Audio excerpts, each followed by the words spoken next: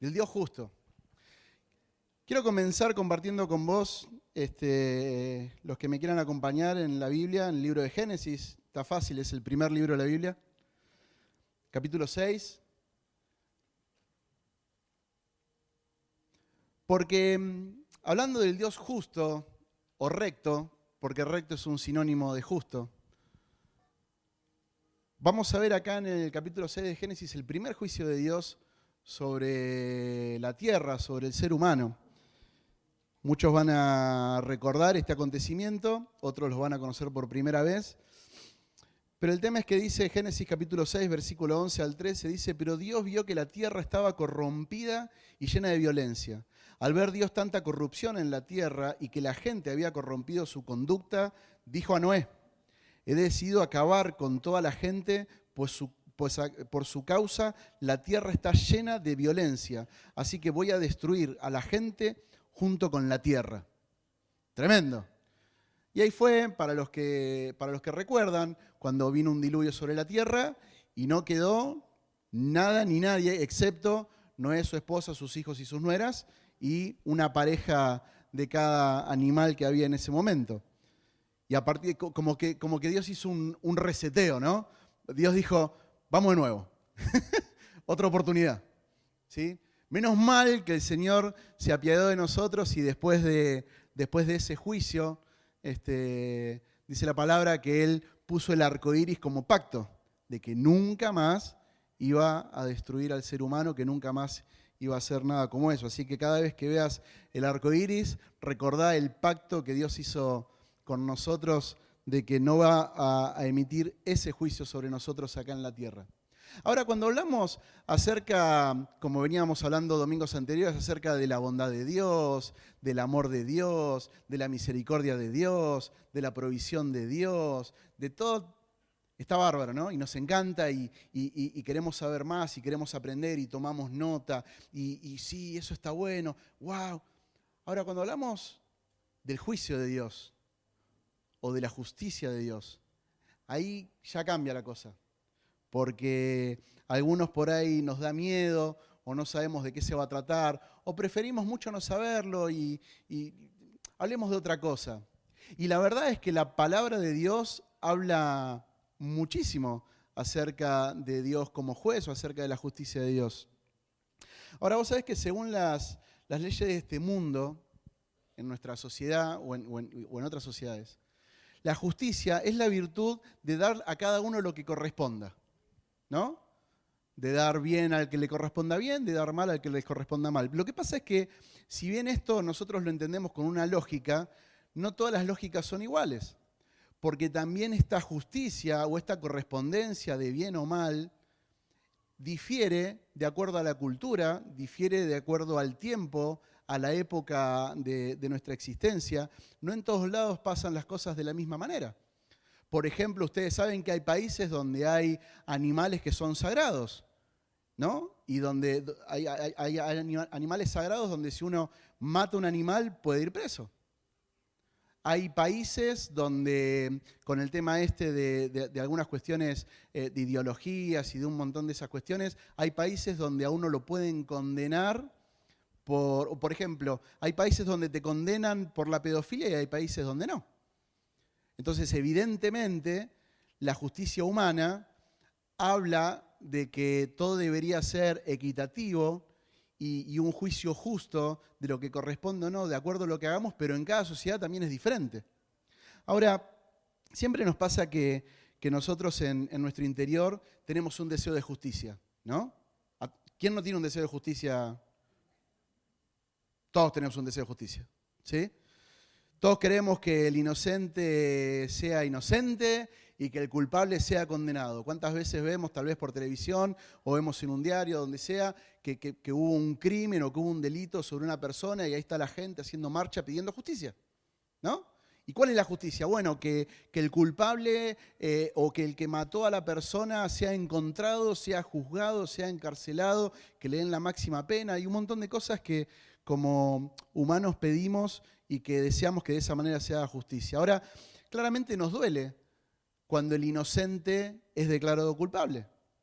Cuando fehacientemente sabemos que el inocente es declarado culpable, nos produce, a los que estamos afuera como espectadores, nos produce dolor. ¿Pero qué le produce al inocente? El otro día estaba leyendo un artículo sobre un hombre que estuvo 48 años preso y fue liberado en Estados Unidos. Este hombre entró a la cárcel con 22 años y salió con 70. Impresionante. Vos sabés que impresionante. Porque resulta que el último abogado que lo defendió y que por fin lo logró sacar, pudo demostrar por última vez que no había pruebas suficientes que demostraran que este hombre había sido el culpable de ese delito. Pero después de 70 años, un juez determinó que entonces era inocente. Pero pasaron 70 años. Ahora, ¿quién le devuelve a ese hombre los años perdidos, los proyectos de vida, la familia? Imagínate, entró con 22 años. Tal vez no tenía su propia familia, pero ¿qué de sus padres, de sus hermanos, de sus amigos? ¿Dónde quedó todo eso? Un hombre que de alguna manera recomienza su vida a los 70 años. ¿Quién le devuelve todo lo que ha perdido ese hombre en ese tiempo? Bueno, así funciona la justicia humana. Así funciona la balanza de la justicia humana. Pero en el caso de Dios no es así. Dios es un Dios justo y Dios va a juzgar a todas las personas. Dios es un Dios justo y porque Él es justo, es recto. Vos imaginate una línea recta, ¿sí?, donde las cosas son o de un lado o del otro. No hay un término medio porque en el medio está la línea. ¿Sí? Entonces, ¿hay cosas justas o cosas injustas? No hay nada en el medio. Y Dios es ese Dios justo, ese Dios que arbitra justicia. Ahora, ¿cuáles son las atribuciones de Dios como justo? Bueno, acerca de eso quiero que meditemos esta mañana. Lo primero es que Dios es el juez justo que toma sus propias decisiones. Las Escrituras se refieren a Dios como el juez supremo o santo. Dice Job, capítulo 4, 17, ¿puede un simple mortal ser más justo que Dios? ¿Puede ser más puro el hombre que su creador? Es una pregunta retórica o irónica, ¿no? ¿Será que nosotros tendremos la capacidad de ser más puros que Dios? ¿Y entonces podremos, a partir de nuestra pureza, omitir un juicio más justo que el de Dios? Claro que no. Dice en Génesis capítulo 18, Abraham pregunta, ¿acaso el juez de toda la tierra no hará lo que es correcto? Abraham entiende que Dios es un juez justo y que siempre va a hacer lo correcto. Dice en Salmo 75, 7, es Dios el que juzga. Porque siempre Dios es el juez. Siempre es Dios el que emite juicios. En Hebreos 12, 23 declara que Dios es el juez de todos. A veces pensamos que Dios solamente juzga a los malos, porque eso a veces capaz que no nos damos cuenta y de alguna manera es lo que nos conviene, ¿no? Dios ya te va a juzgar, Dios ya va a juzgar esto, y Dios ya va a juzgar, pero a mí también me va a juzgar. Porque Dios es el juez que lo juzga todo. Fíjate que en Génesis capítulo 3, cuando entra el pecado en el hombre, Adán y Eva, la manzanita, la serpiente, ¿sí?, y pecan, Dios como juez toma la decisión de sacar al hombre del huerto del Edén. Y esa es una decisión que toma Dios, ese es el juicio de Dios, donde Dios saca al hombre del privilegio que tenía de vivir en lo que Dios había creado para que el hombre viva libre y haga lo que quiera y tenga un montón de cosas bonitas. Dios decide sacar al hombre de ahí. En un episodio, para los que lo recuerdan, en Hechos capítulo 5, Dios maldice a Ananías y a Zafira porque le mienten al Espíritu Santo. Había una situación ahí donde ellos habían vendido un terreno para dar el dinero para la obra del Señor, para la iglesia, pero resulta que este matrimonio se pone de acuerdo y miente acerca de en cuánto habían vendido el terreno, sin sentido. Pero esa mentira les causó la muerte, porque después lee la historia, si querés, en Hechos capítulo 5, ellos caen muertos a causa de su mentira. Juicio de Dios. Dios juzga todas las cosas, juzga nuestras decisiones. En Eclesiastés capítulo 11 dice, alégrate joven en tu juventud, deja que tu corazón disfrute de la adolescencia, sigue los impulsos de tu corazón y responde al estímulo de tus ojos, coma. Pero toma en cuenta que Dios te juzgará de todo esto. Al principio el pasaje parece fantástico, ¿no? Pues dice, divertite, pasala bien, no te prives de nada, dale para adelante, la vida es bella. pero recordá que de todo te va a juzgar Dios. ¿No? Tenemos la libertad de decidir, pero Dios va a juzgar nuestras decisiones. Dios va a juzgar nuestras obras. En Eclesiastés capítulo 12 dice, pues Dios juzgará toda obra, buena o mala, aún la realizada en secreto. Porque en secreto, convengamos que el secreto o hacer algo en secreto es en secreto de otra persona, no en secreto de Dios. Porque Dios todo lo ve. Pero aún esas cosas que pudiéramos hacer en secreto, Dios también las va a juzgar. Dios también juzga a vivos y a muertos, dice 1 de Pedro capítulo 4. Recuerden que ellos tendrán que enfrentarse con Dios, quien está listo para juzgar a todos, tanto a vivos como a muertos. O sea que los que han pasado ya murieron y los que vendrán o los que iremos a morir, Dios también nos va a juzgar, porque Dios juzga a todos. Segundo, las implicaciones de Dios como juez justo. Dios tiene la autoridad suprema. Él es el que hace las leyes y las hace cumplir.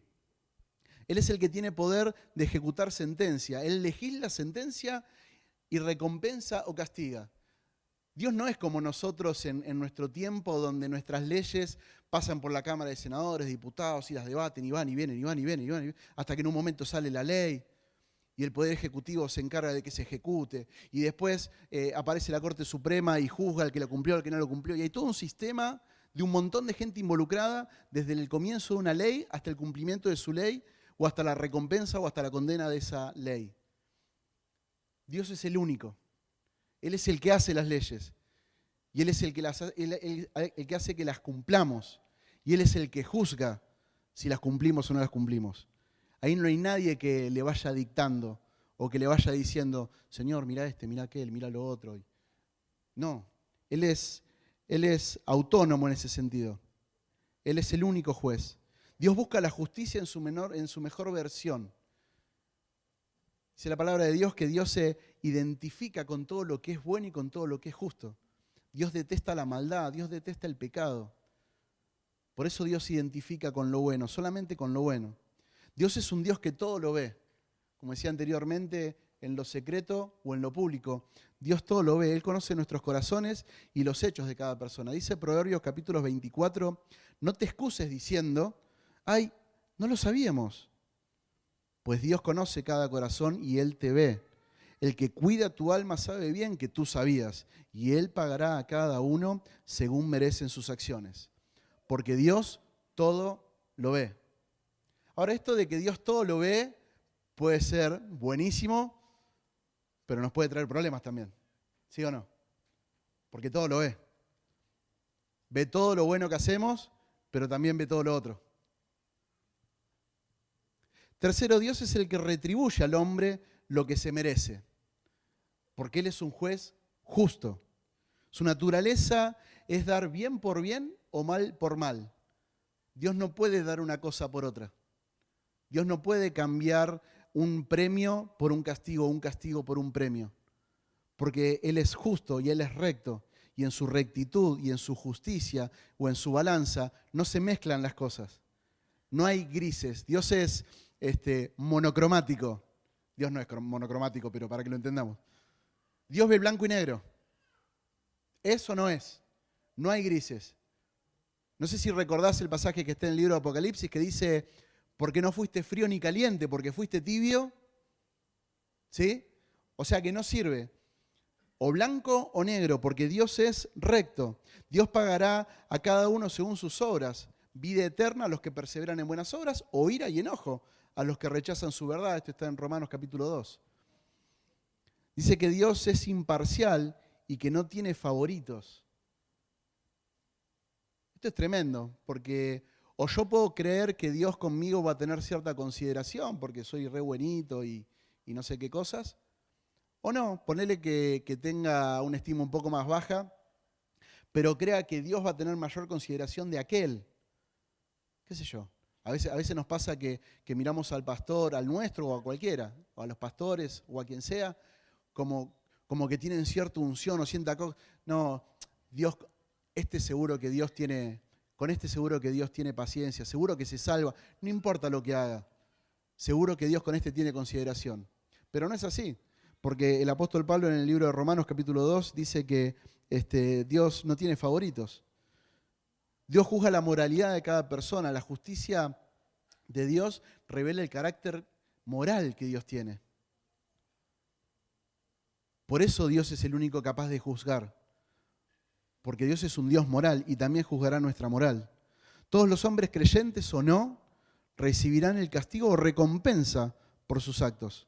Los creyentes seremos juzgados en Cristo. Los no creyentes serán juzgados por Dios. Pero los que rehúsan no creer en Jesús van a estar solos delante de Dios, teniendo que dar cuentas de su vida. Porque los creyentes, los que somos hijos de Dios, los que hemos recibido a Cristo en nuestro corazón, Salvador, reconocemos nuestro pecado, nos arrepentimos, no vamos a tener que dar cuentas delante de Dios, porque Jesús va a dar cuenta delante de Dios por nosotros. Entonces no seremos juzgados directamente por Dios, sino que Dios va a ver a Jesús delante nuestro. Dios nos juzga en Cristo o fuera de Cristo, pero definitivamente vamos a ser juzgados. Todos vamos a ser juzgados. Como leíamos en el pasaje anterior, vivos o muertos, pero todos vamos a ser juzgados. Cuarto, Dios juzga al mundo entero, pero sus hijos somos juzgados en Cristo. Los hijos de Dios, los juzgados en Cristo, tendremos otro juicio, un juicio igualmente justo, pero un juicio que tiene que ver con recompensa de acuerdo o conforme a como hayamos vivido nuestra vida de fe. Dice 2 Corintios capítulo 5, pues todos tendríamos que estar delante de Cristo para ser juzgados. Cada uno de nosotros recibirá lo que merezca por lo bueno o malo que haya hecho mientras estaba en este cuerpo terrenal.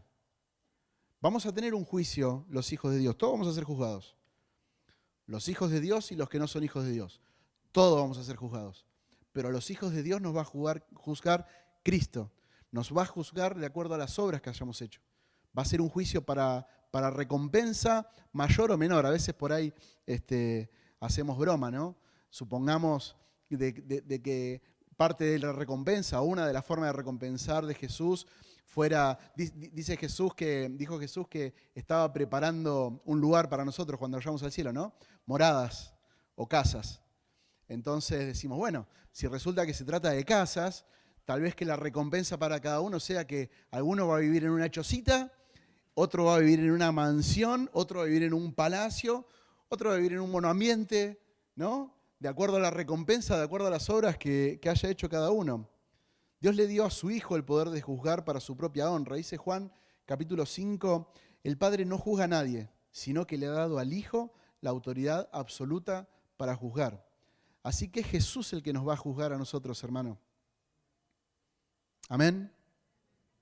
No seremos condenados a muerte si creemos en el mensaje de Cristo. Esto está fantástico. Dice Juan capítulo 5, 24, dijo Jesús, les digo la verdad, todos los que escuchan mi mensaje y creen en Dios, quien me envió, tienen vida eterna.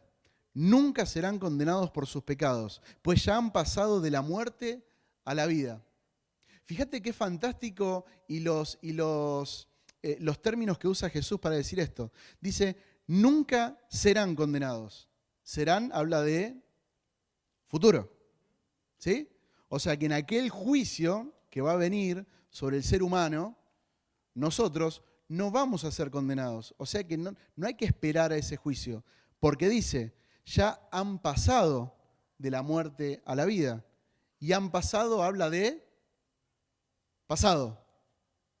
¿Sí? Fíjate qué precioso esto. Cuando vos y yo nacimos de nuevo porque recibimos a Cristo en nuestro corazón y nuestra vida fue regenerada, ya pasamos de muerte a vida. O sea que el juicio de condenación no nos toca. ¿Sí? Nos toca un juicio de recompensa que Jesús va a poner sobre nosotros. Pero no, Dios no nos va a juzgar si entramos o no entramos al cielo. Decir, cuando llega así, no sé lo que va a pasar. No, quédate tranquilo. Si vos tenés la suficiente fe en Jesús, lo has recibido como tu Señor y como tu Salvador, ahí está la garantía. La garantía es Él.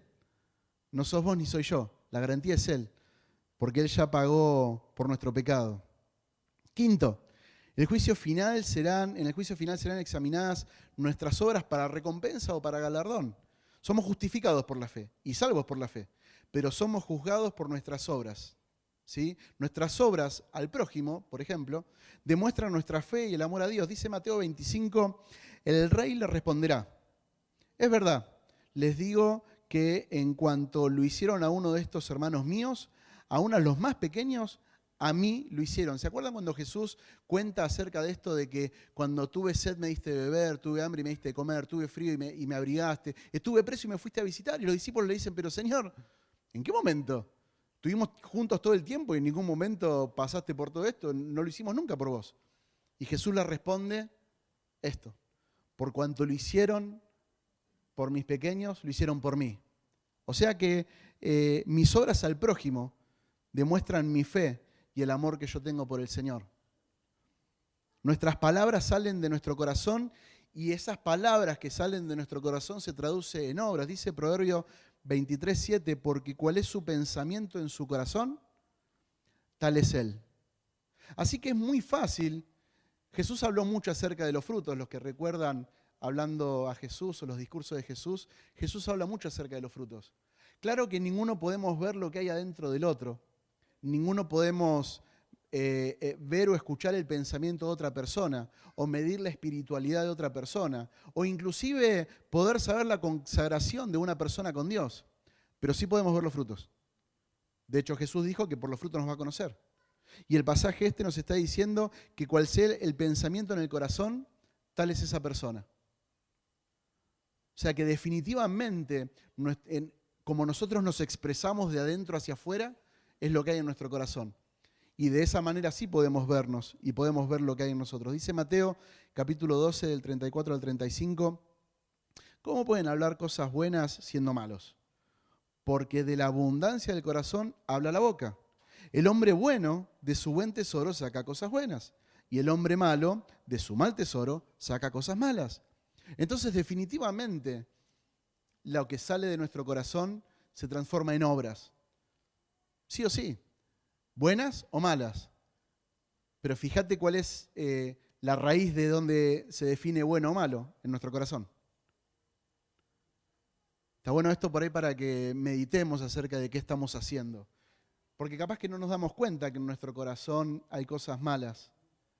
Entonces nos podemos dar cuenta viendo qué estamos haciendo. Porque lo que estamos haciendo, como somos, habla de nuestro corazón. Habla de cómo somos nosotros por dentro. Se nos juzgará hasta nuestras palabras, si fueron buenas o si fueron malas. Dice Mateo 12:36, pero yo les digo que de toda palabra vana que hablen los hombres darán cuenta de ella en el día del juicio, porque por sus palabras serán justificados y por sus palabras serán condenados. Este punto a mí Dios me habló mucho con esto, acerca de las palabras. Y no me refiero necesariamente a malas palabras, aunque también. Si no me refiero a mi forma de hablar, si mi forma de hablar es una forma de bendición, o es una forma de maldición, o es una forma de condena, o es una forma despectiva, es una forma altiva, o es una forma humilde. Si mi manera de hablar es una manera de hablar donde las personas que me escuchan son bendecidas cuando me escuchan, o no. Porque dijo Jesús que vamos a ser juzgados por nuestras palabras. Nuestras palabras nos pueden justificar o nuestras palabras nos pueden condenar. La forma en la que nosotros hablamos también será juzgada por el Señor. Dice Apocalipsis capítulo 20 que en el gran tribunal estará el libro de las obras y el libro de la vida. Lo mejor que nos puede pasar es que estemos en el libro de la vida. ¿Sí? Dice que va a haber, ahí va a estar el libro de actos, no sé, serán millones de libros o un gran libro. No sé. Espero que sea digital, así nos pueden encontrar rápido, ¿no? Con una computadora ya, Y ahí están. A ver. Mosca. Sí, tengo 7 moscas, pero ningún Diego, che. Lo lamento. Fíjate bien. Buscá de nuevo. ¿Querés que te ayude? ¿Viste qué te pasa cuando vas a buscar algo y el otro no puede? ¿Querés que te ayude? Bueno, buscalo vos si querés, vas a ver que no está. En el libro de la vida deberíamos estar. Y podemos estar en el libro de la vida, tranquilo. Si recibimos a Cristo en nuestro corazón y lo confesamos como nuestro Señor y Salvador, ahí nomás hay un ángel que toma nota y anota en el libro de la vida o en su computadora. Somos justificados por la fe, pero nuestras obras serán probadas como por fuego y tendremos recompensa o no según cómo hayamos edificado nuestras obras. Dice 1 Corintios capítulo 3, el que edifique sobre este fundamento, el fundamento es Cristo, es su palabra. El que edifique sobre este fundamento podrá usar una variedad de materiales: oro, plata, joyas, madera, heno o paja. Pero el día del juicio, el fuego revelará la clase de obra que cada constructor ha hecho. El fuego mostrará si la obra de alguien tiene algún valor. Si la obra permanece, el constructor recibirá una recompensa. Pero si la obra se consume, el constructor sufrirá una gran pérdida. El constructor se salvará, mirá qué bueno esto, el constructor se salvará, pero como quien apenas se escapa atravesando un muro en llamas.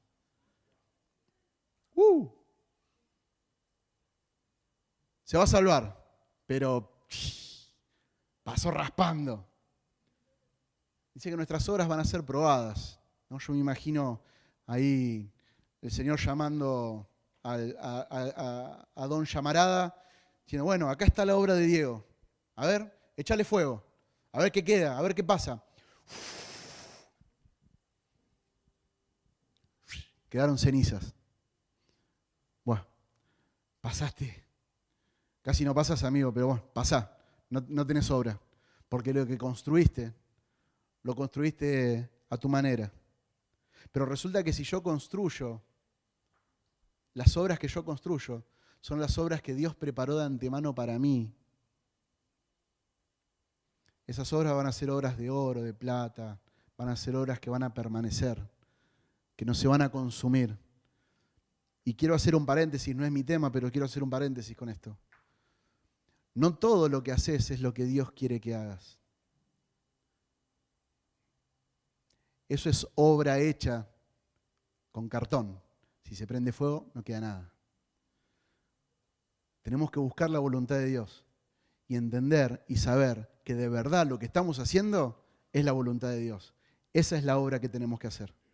Sigo, otro día hablaremos de ese tema. Seremos juzgados por cuanto hemos vivido de acuerdo a cuanto conocemos a Dios, porque al que más se le confía, más se le demanda.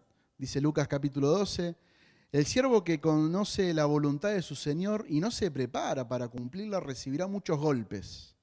En cambio, el que no la conoce y hace algo que merezca castigo, recibirá pocos golpes. A todo el que se le ha dado mucho, se le exigirá mucho. Y al que se le ha confiado mucho, se le pedirá aún más. Estamos a la mano. No hay escapatoria. En cuanto el conocimiento que vos o yo tengamos de Dios, ¿sí?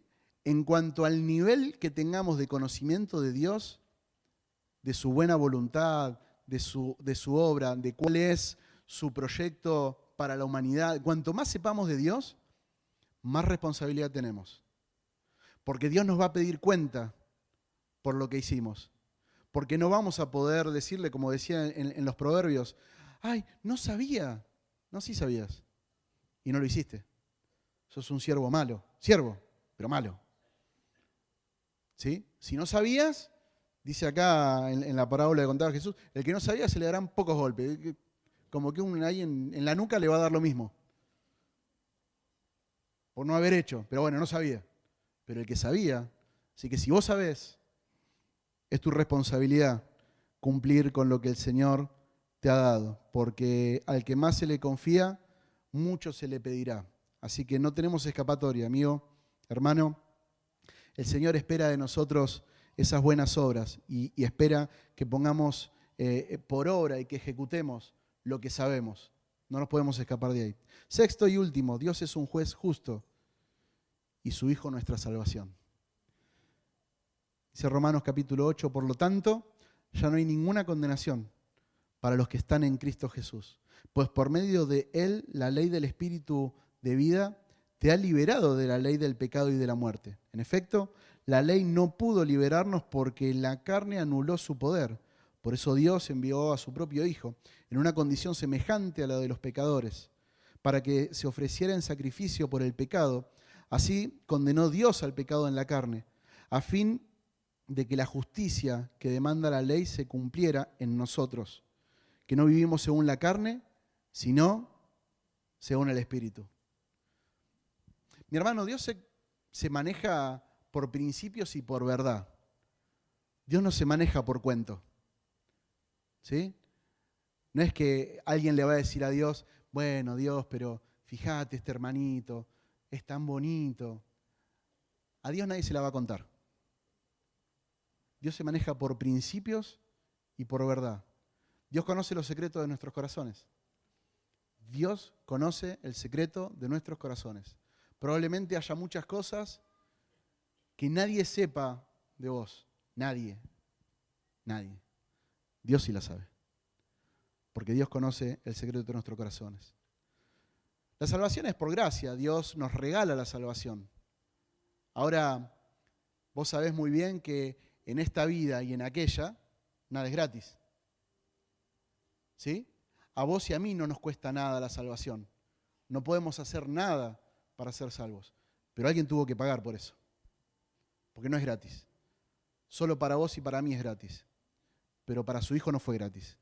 Él tuvo que dar su vida para que vos y yo pudiéramos ser salvos. El pecado y el pecador nunca van a quedar sin castigo. Sino que este castigo es puesto sobre Jesús.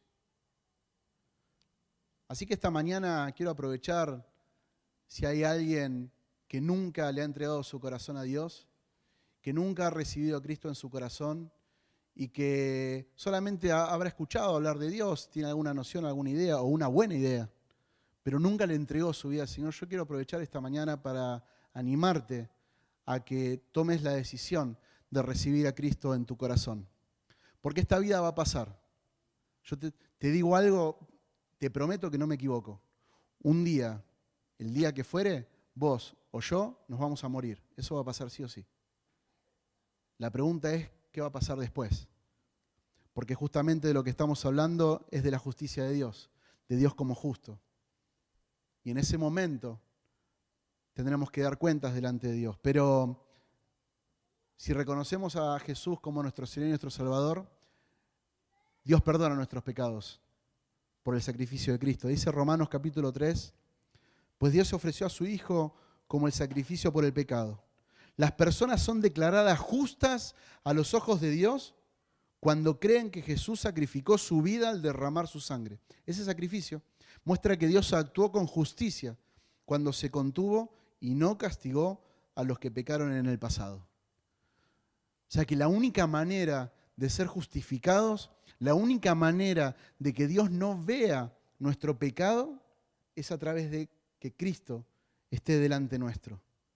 Es a través del sacrificio de Cristo delante nuestro. Termino, si quieren pasar los músicos. Hermano, todo Dios es justo y su justicia es recta.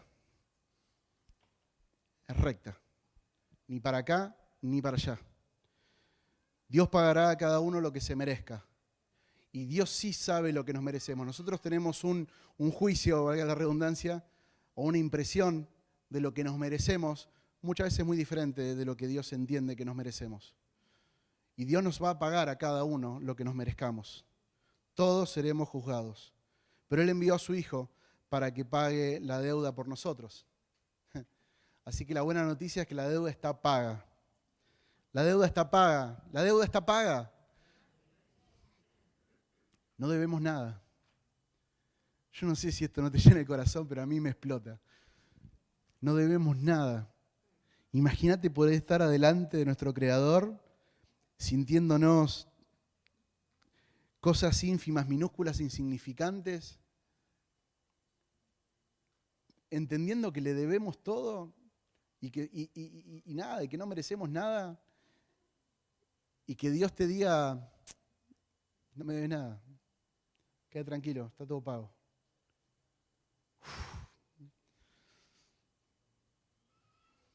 Wow. La deuda está paga. Por eso, el Hijo de Dios no se pregunta qué tengo que hacer para ser salvo o para que Dios me ame.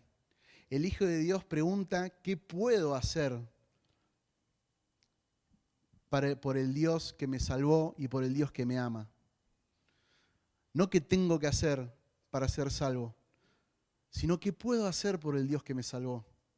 Porque vos fijate que la pregunta de qué tengo que hacer habla de que alguien me impone algo y entonces yo lo hago y por mi mérito merezco lo que sea que merezca.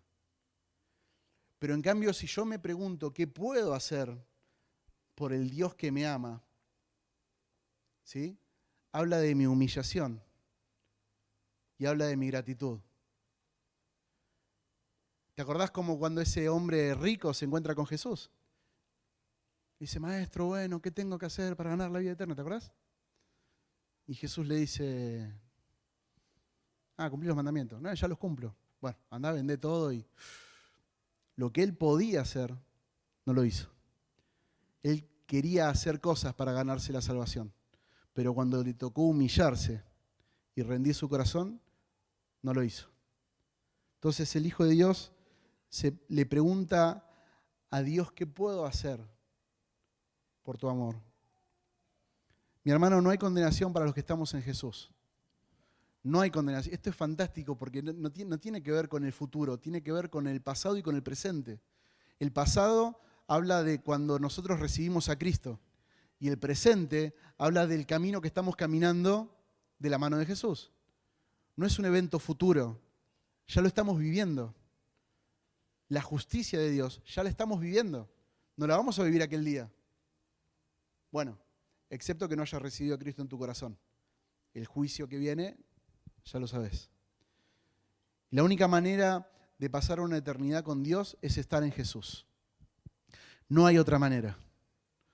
No hay otra manera. Podemos ser supuestamente personas increíblemente buenas, aunque eso sería mentira, pero supongamos que nos creamos nuestra propia mentira. Podemos ser personas excepcionales, pero eso no nos permite estar en una eternidad con Dios. Lo único que nos permite estar en una eternidad con Dios es estar en Jesús. ¿Sí? Porque Él es el que nos defiende y Él es el que pagó la deuda de nuestro pecado. Te voy a pedir, por favor, si te podés poner en pie.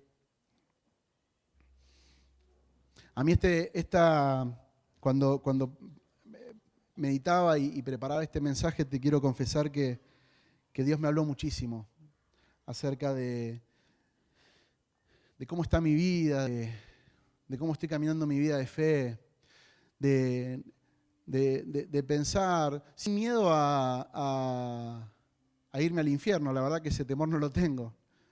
Ya entendí que soy salvo. Ya entendí que el único requisito era reconocer a Dios como mi Señor, a Jesús como mi Señor y Salvador. Así que ese temor no lo tengo y yo espero que vos tampoco lo tengas. Pero sí ser juzgado por Jesús y recibir una buena recompensa. Creo que todos quisiéramos recibir una buena recompensa. Ahora, para recibir una buena recompensa, tenés que trabajar. La recompensa no se gana sola, no es un premio que aparece. Para la recompensa se trabaja y se trabaja en buenas obras. Y la obra es la obra de Cristo. Entonces esta mañana no quiero, hablando del juicio de Dios y de la justicia, desanimarte ni que tengas miedo, ni mucho menos. Pero sí quiero desafiarte a que pienses cómo te está viendo Dios. ¿Cómo estás construyendo tus obras? ¿Qué estás haciendo? ¿Estás construyendo la obra que Dios preparó para vos o estás construyendo la obra que a vos te parece que tenés que construir? Porque un día se va a probar por fuego y por ahí quede ahí, intacta, o por ahí se consuma. Pero eso depende mucho de qué obra estés haciendo. Así que quiero animarte que esta mañana vamos a hacer una oración y vamos a recibir a Cristo en nuestro corazón, los que estén de acuerdo conmigo, porque al fin y al cabo esto de la justicia de Dios está directamente ligado con nuestro Señor Jesucristo. Esa es la justicia de Dios, que las cosas sean rectas y correctas. Así que Vamos a hacer una oración y si no te molesta te pido que repitas conmigo. Señor Jesús, yo te doy gracias por esta mañana, pero yo me arrepiento de mis pecados. Te entrego mi corazón y te recibo como mi Señor y mi Salvador. Te pido, Señor, que anotes mi nombre en el libro de la vida. En el nombre de Jesús. Amén. Amén. Déjame que yo oro por vos, Señor. Te doy tantas gracias por esta mañana. Gracias por la vida de mis hermanos. Señor, queremos ser desafiados por tu palabra y ser desafiados por el entendimiento de tu justicia. Señor, que podamos vivir vidas rectas, vidas justas. Señor, que a pesar de nuestra humanidad y a pesar de nuestros errores, cada día luchemos contra nuestra carne y podamos vivir según el Espíritu. Señor, que todo lo que hagamos, cada obra que hagamos, cada palabra que digamos, cada gesto, cada hazaña, tenga que ver con la obra que vos preparaste para nosotros y no con obras inventadas por nosotros mismos. Señor, que podamos construir una vida de fe en tu perfecto plan.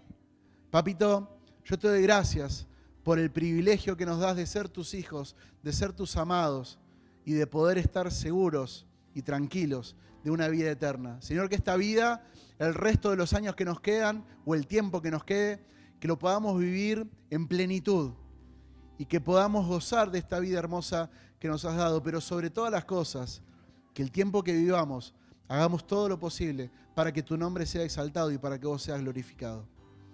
Gracias por todo, mi Señor, en el nombre de Jesús. Amén y amén.